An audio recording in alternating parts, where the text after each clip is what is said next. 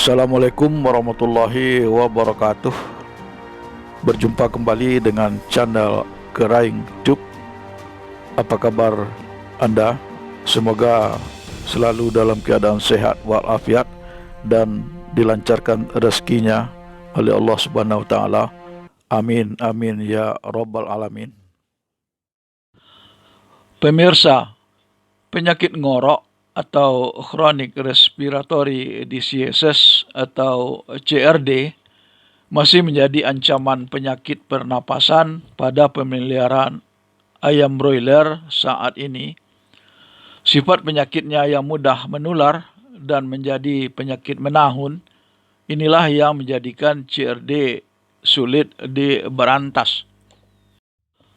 Sekarang yang menjadi masalah ialah banyak peternak yang mengeluh ngorok susah disembuhkan. Mereka menyatakan bahwa meski mereka sudah memberikan obat antibiotik, namun ngorok tetap tidak sembuh. Apa yang salah? Saksikan terus video ini sampai selesai. Namun sebelumnya, bagi Anda yang belum mensubscribe channel ini, kami persilakan mensubscribe-nya terlebih dahulu dengan cara mengklik tombol subscribe di bawah video dan kemudian menyalakan ikon loncengnya. Penyakit ngorok atau CRD disebabkan oleh bakteri Mycoplasma gallisepticum yang masuk bersamaan dengan aliran udara ke dalam saluran pernapasan ayam yang sebelumnya telah terkontaminasi, kemudian menyerang dan berkembang biak pada kantung udara di dalam tubuh ayam. Faktor pemicu munculnya penyakit CRD diantaranya sistem pemeliharaan dengan suhu terlalu panas atau dingin, kelembapan tinggi, kurangnya ventilasi, liter terlalu lembab, kadar amonia yang tinggi, kepadatan ternak terlalu tinggi, dan cara pemeliharaan dengan berbagai umur dalam satu lokasi peternakan. Untuk diketahui, pola serangan yang ditimbulkan oleh CRD tergolong lambat. Ketika ayam mulai terjangkit M. gallisepticum, infeksi tersebut akan berjalan dalam jangka waktu yang cukup lama. Selama beberapa minggu, bakteri akan tetap menetap dalam saluran pernapasan dan baru bekerja menginfeksi secara akut ketika ayam mengalami stres. Timbulnya CRD yang menyerang saluran pernapasan akan semakin membuka kesempatan bagi bakteri lain seperti Escherichia coli atau E. coli untuk ikut menginfeksi ayam juga, sehingga terjadilah CRD kompleks yang dapat menimbulkan kematian pada ayam broiler bisa mencapai 10%. Bagaimana cara pengobatan CRD yang tepat? Karena CRD disebabkan oleh agen bakteri Mycoplasma, maka langkah pengobatannya adalah dengan antibiotik. Namun banyak peternak yang sudah memberikan obat atau antibiotik tetapi ngorok tetap tidak sembuh. Hal ini mungkin disebabkan oleh pengobatan yang kurang tepat, Agar pengobatan CRD ini berhasil, ada 3 prinsip pengobatan yang harus diperhatikan, yaitu 1. Penggunaan antibiotik yang tepat. Perlu diketahui bahwa bakteri Mycoplasma penyebab CRD merupakan bakteri yang tidak punya dinding sel di permukaan tubuhnya. Oleh karena itu, untuk memberantas Mycoplasma, peternak bisa memberikan antibiotik yang bekerja pada membran dan inti sel. Antibiotik yang cocok untuk pengobatan CRD adalah yang termasuk dalam golongan fluoroquinolone, macrolida, dan tetracycline. Contoh produk yang bisa digunakan seperti Neomeditril, Proxan S, terapi, doxitin, dan lain-lain. 2. Aplikasi pengobatan yang tepat. Agar pengobatan CRD dapat dilakukan secara efektif, waktu pemberian antibiotik harus tepat. Tepatnya waktu pengobatan berkaitan dengan lamanya kadar obat bekerja di dalam tubuh ayam. Idealnya antibiotik harus terus ada di dalam tubuh ayam selama 24 jam agar bisa membasmi bakteri dengan baik. Namun karena saat malam hari peternak tidak bisa memastikan antibiotik terkonsumsi oleh ayam, maka antibiotik minimal terus ada di dalam tubuh ayam selama 12 jam. Oleh karena itu, pemberian antibiotik minimal dilakukan 2 kali dalam sehari, sehingga dosisnya untuk 1 hari harus dibagi 2.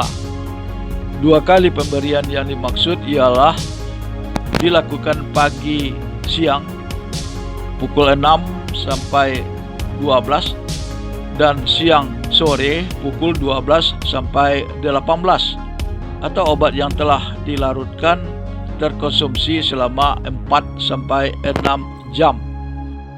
3. Optimalkan pencegahan dari lingkungan dan lakukan terapi suportif.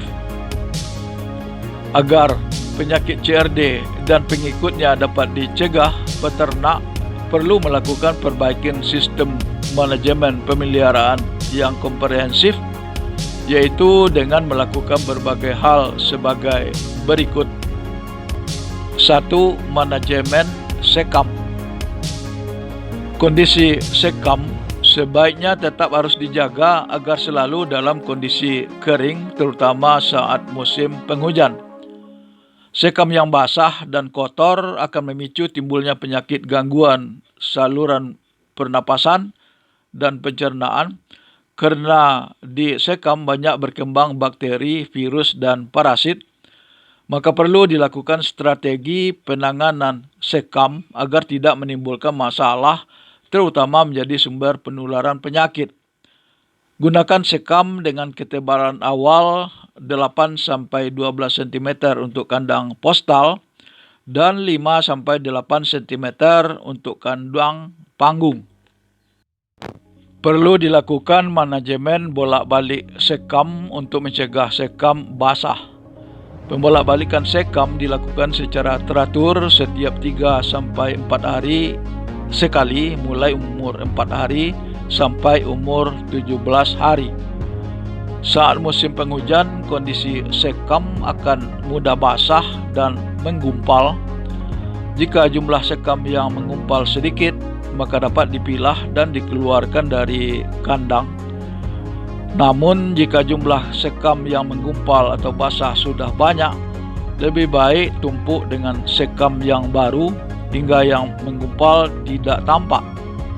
Sekam pengganti yang digunakan sebelumnya harus disemprot terlebih dahulu menggunakan desinfektan. 2. Kepadatan kandang. Standar kepadatan ayam yang ideal adalah 15 kg per meter persegi atau setara dengan 6 sampai 8 ekor ayam broiler dewasa per meter perseginya. Jika kepadatan melebihi kapasitas kandang, maka jumlah kotoran ayam juga semakin banyak Dan hal itu tentu tidak sebanding dengan jumlah sekam yang ada di kandang. Akibatnya sekam tidak mampu menyerap sempurna feses tersebut. Feses akan menumpuk dan menyebabkan kadar amonia di dalam kandang tinggi, sehingga saluran pernapasan ayam akan mengalami iritasi dan memicu terjadinya CRD. 3. Menjaga ventilasi kandang. Sistem ventilasi udara yang baik akan menjaga kualitas udara tetap optimal bagi ayam. Udara kotor yang bercampur dengan amonia dan CO2 akan bisa terbuang keluar kandang digantikan dengan oksigen. Pengaturan buka tutup tirai, tinggi lantai panggung maupun lebar dan jarak antar kandang sangat berpengaruh terhadap sistem ventilasi udara. Saat musim penghujan, sistem buka tutup tirai harus diperhatikan supaya ayam tidak kedinginan dan tidak terkena tempias air hujan maupun aliran udara yang terlalu kencang. Sistem ventilasi yang baik akan menghasilkan kualitas udara yang baik. 4.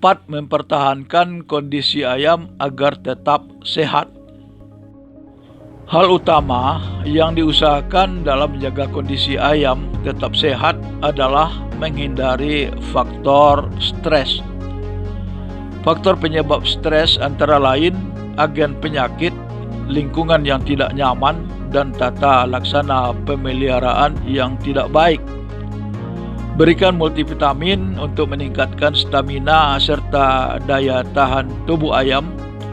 Lakukan pula cleaning program dengan memberikan antibiotik seperti terapi atau neomeditril sesuai dengan dosis dan aturan pakai guna membasmi bibit penyakit pada masa inkubasi atau sebelum gejala penyakit muncul.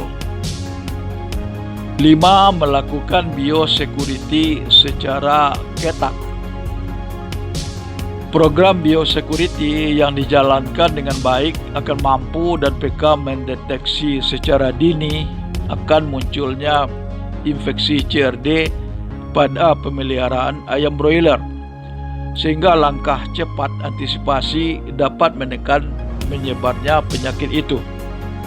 Adapun penerapan biosecurity tersebut antara lain dengan memperbaiki tata laksana kandang, melakukan sanitasi dan desinfeksi di areal lingkungan kandang, melakukan pembersihan dan desinfeksi peralatan kandang seperti tempat pakan, tempat minum, dan lain-lain, melakukan sanitasi air minum untuk membunuh bakteri E. coli yang terdapat di dalam air minum.